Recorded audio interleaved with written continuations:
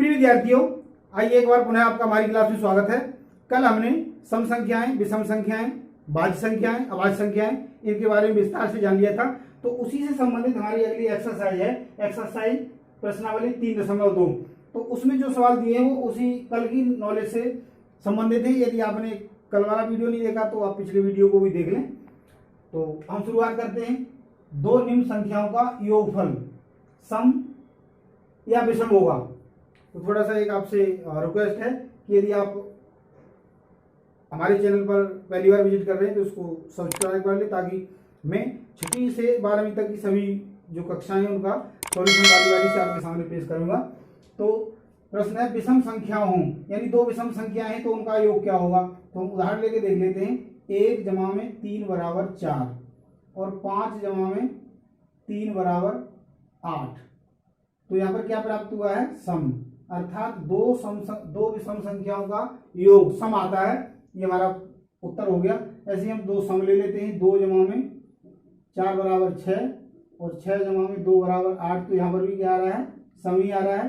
तो जो पहला प्रश्न है उसके दोनों पार्टों का जो उत्तर है वो सम संख्याएं प्राप्त होंगी।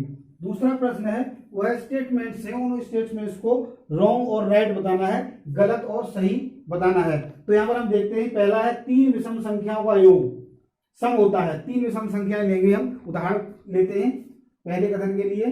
3 विषम संख्याओं का योग सम होता है। तो विषम संख्या ले लेते हैं। 1 जमा में 3 जमा में 5, 5 और 3 8 और 1 9 हो गया। ऐसे ही हम अगली लेते हैं। 3 जमा में 5 जमा में 7, 7 5 12 और 3 15 हो गया। तो 9 है वो क्या है, विषम है, और 15 भी क्या है, विषम है।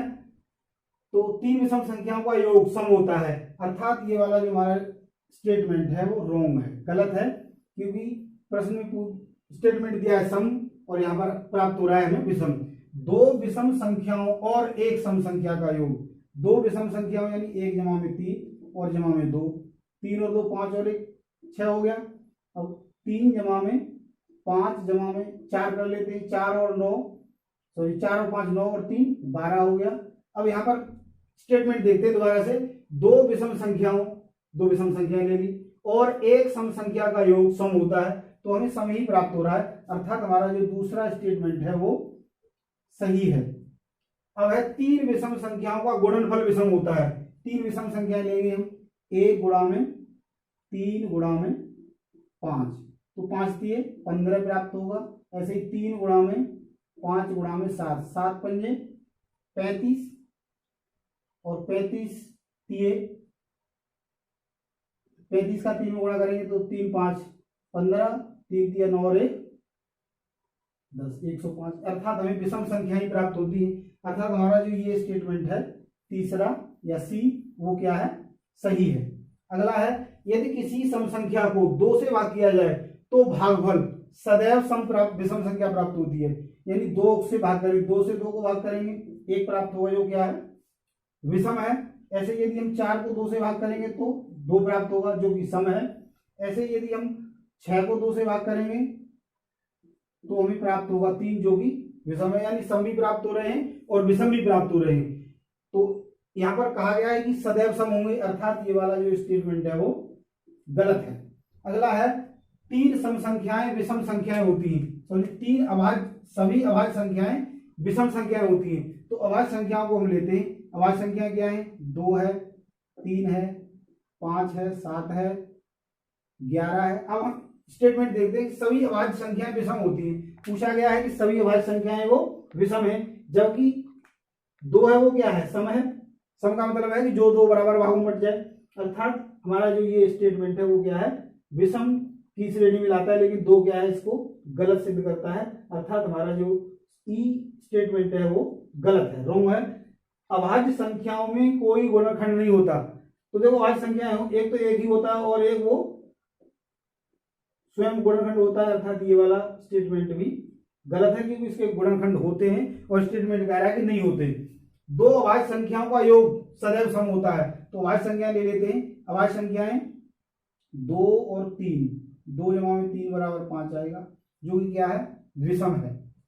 2 अभाज्य संख्याओं का योग, अब 3 जमा में 5 करेंगे तो 8 प्राप्त होगा जो कि सम है। तो यहाँ पर जो 2 है, अब 2 को हम किसी के साथ जोड़ेंगे तो 2 भी क्या है, अभाज्य संख्या है, तो वहां पर हमें विषम संख्या प्राप्त होगी।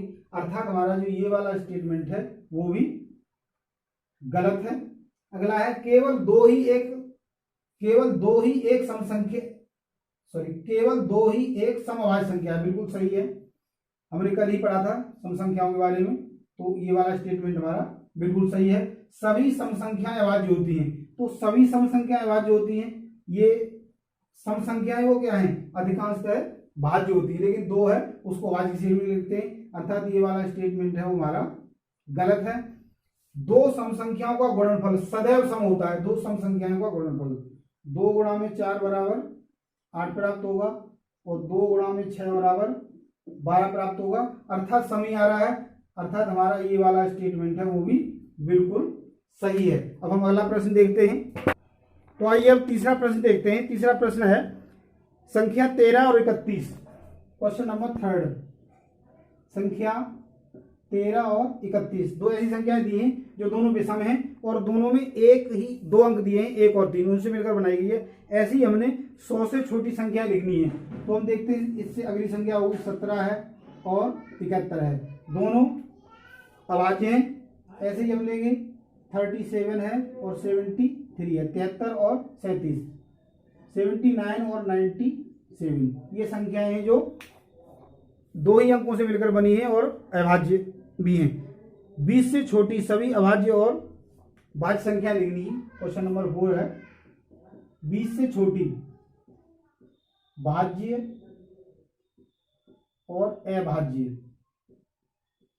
सभी लिखनी है। तो इसमें भाज्य में आएंगी 2, 4, 6, 8, 9, 10, 12, 14, 15, 16 और 18। अब हम अभाज्य देखते हैं, तो इसमें 2 नहीं आएगी क्योंकि 2 है वो क्या है, अभाज्य है। 2, 3, 5, 7, 11, 13, 17 और 19। अगला प्रश्न है क्वेश्चन नंबर 5। इसमें पूछा गया है 1 से 10 तक की सबसे बड़ी अभाज्य संख्या, 1 से 10 तक की, 1 और 10 से इसकी जो सबसे बड़ी अभाज्य संख्या है वो क्या है, 7 है। 7 ही ऐसी बड़ी संख्या है जो इन दोनों के बीच में आती है।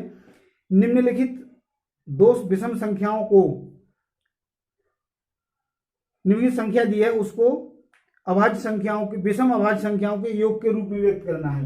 क्वेश्चन नंबर 6 है 44 को हमने 2 विषम संख्याओं के योग के रूप में लिखना है, यानी 2 विषम संख्याएं लेनी है और उनका योग 44 होना चाहिए। तो देखो हम देखते हैं यहाँ पर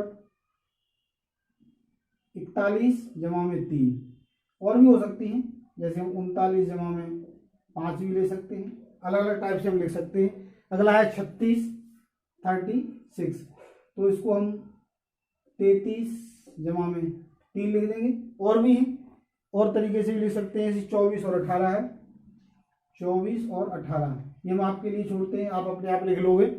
अगला प्रश्न है अभाज्य संख्याओं के ऐसे 3 युग्म जिनका अंतर 2 हो। 3 युग्म लेने हैं जिनका अंतर 2 हो, जैसे 5 में से 3, यानी 5 से 3 घटाएंगे तो 2 आएगा। ऐसे ही 7 में से 5, यानी 7 में से 5 को घटाएंगे तो 2 आएगा। 9 में से 7, यानी 9 में 7 आएगा तो उसको 7 घटाएंगे तो 2 आएगा। और इनको हम ट्विन प्राइम बोलते हैं, जो 2 संख्याएं क्रमांक संख्या जिनका योग अंतर 2 आता है उसको हम युग्म अभाज्य संख्या या ट्विन प्राइम नंबर्स की श्रेणी में रखते हैं। तो अगला प्रश्न है उसको देखते हैं। अगला प्रश्न है निम्नलिखित में से कौन सी संख्याएं अभाज्य संख्या हैं। 23, 51, 37, 23, 51, 37 और 26, इनमें से हमें पूछा गया है कि कौन कौन सी संख्याएं हैं वो अभाज्य हैं। प्रश्न नंबर 8 है। तो अभाज्य संख्याएं हम जानते हैं, एक तो ये अभाज्य संख्या है और एक ये 70 से कट जाएगी और ये 2 से कट जाएगी। अगला प्रश्न है 9वां, 100 से छोटी 7 क्रमागत संख्याएं लिखिए जिनके बीच में कोई भी अभाज्य संख्या नहीं है। 100 से छोटी संख्या लिखनी है और जो भाज्य हो। तो हम यहाँ पे देखते हैं, देखो 90 है, 91 है, 92 है, 93 है, 94 है, 95 है और 96 है। 1 2 3 4 5 6 7 संख्याएं होगी और इनके बीच में कोई भी अभाज्य संख्या नहीं है। 90 कट जाएगी, ये सारी संख्याएं कट जाएंगी, 91 है वो भी कट जाएगी, 13 7 91 होता है। ऐसे ही 92 कटी जाएगी, सम संख्या है, 93 है। अगला प्रश्न है 10वां। इसमें पूछा गया है निम्नलिखित संख्याओं में से प्रत्येक को 3 अभाज्य संख्याओं के योग के रूप में व्यक्त कीजिए। सबसे पहले है 21, 21 है, 21 को हमने 3 अभाज्य संख्याओं के योग के रूप में व्यक्त करना है। तो देखो 3 5 और 13, 3 और 5 8 और 8 और 13 21। अगला प्रश्न है, इसमें 31 दिया है, बी पार्ट इसका ए और बी पार्ट 31 दिया है। इसको भी हमने 3 अभाज्य संख्याओं के रूप में व्यक्त करना है। 3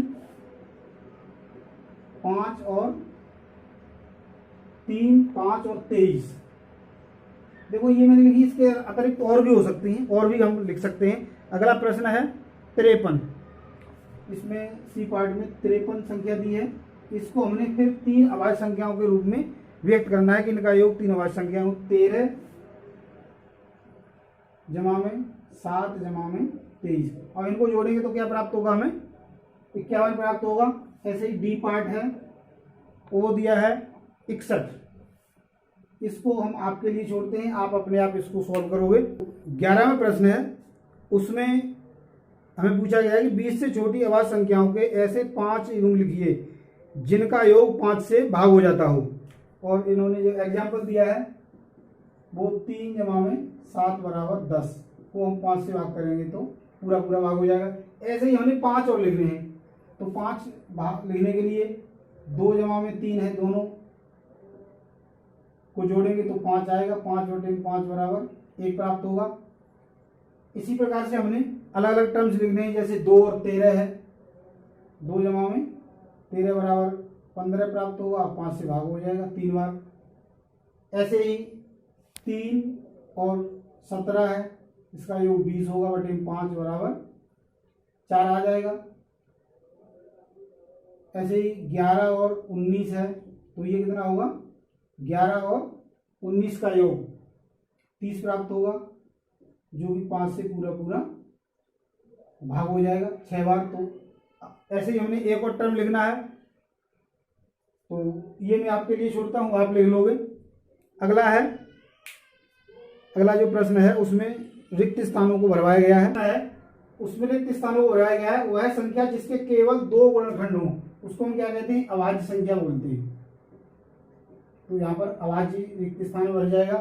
दूसरा है वह संख्या जिसके 2 से अधिक गुणनखंड हो, उसको हम भाज्य संख्या बोलते हैं। यहाँ पर भाज्य आ जाएगा। एक न तो भाज्य है और नहीं अभाज्य है। अगला है सबसे छोटी अभाज्य संख्या 2 है और सबसे छोटी जो भाज्य संख्या है वो क्या आएगी, 4। सबसे छोटी सम संख्या 2 है।